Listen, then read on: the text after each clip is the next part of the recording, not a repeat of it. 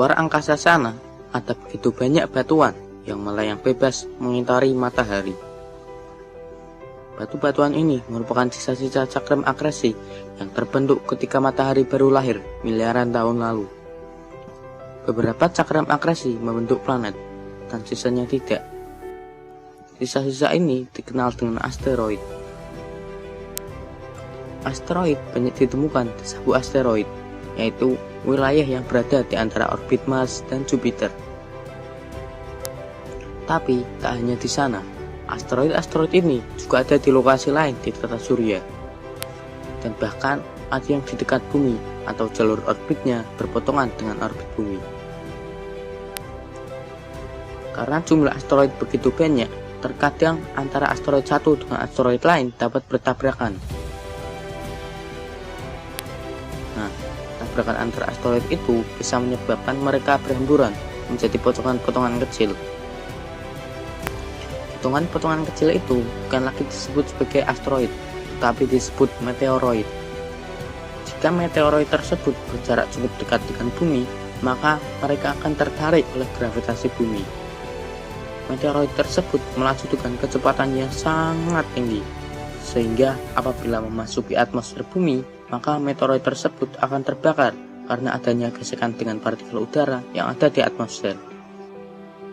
Gesekan ini menimbulkan pijaran api yang jika dilihat dari kejauhan seperti bintang yang menyala dan disebut sebagai meteor atau bintang jatuh.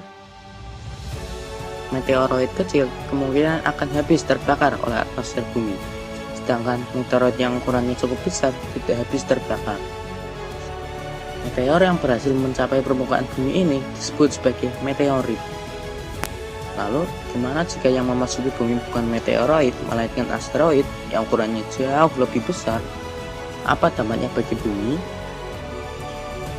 Jika yang menghantam bumi merupakan asteroid yang sangat besar, maka kemungkinan besar akan mencapai permukaan bumi dan berakibat sangat fatal. Asteroid ini bisa merusak bangunan, menghancurkan seluruh kota, bahkan bisa memusnahkan seluruh makhluk hidup yang ada di bumi.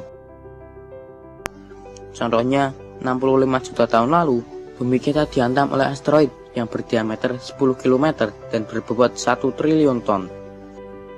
Asteroid ini menghantam semenanjung Yucatan di Meksiko. Energi ledakan dari hantaman ini setara dengan 5 miliar bom atom Hiroshima dan menghasilkan kawah selebar 180 km atau hampir seluas provinsi Jawa Barat.